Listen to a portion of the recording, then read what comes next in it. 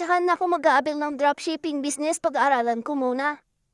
Nako, dito mo lang matututunan ng House of Franchise Dropshipping Business kapag nag-avail ka na mismo ng business mula sa mga Zoom trainings na kinakandak everyday.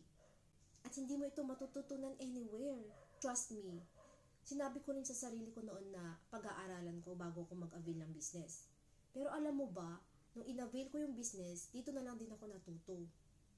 Kasi dito, tuturuan ka kung paano i-handle, i-manage at i-market ang mga products mo.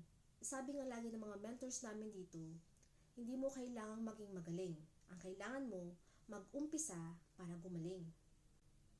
So dito, pagka-avail mo ng business, automatic nakasali ka na sa mga Zoom trainings everyday. At dito mo matututunan kung paano mo i-handle ang business. At may coaching and mentoring pa dito. Kaya hindi mo kailangang mag-worry kung yun ang inaalala mo. At lifetime business ito. Kaya pwede mo siyang asikasuhin hanggat kailan mo gusto. Legit napakaganda ng sistema dito. Believe me.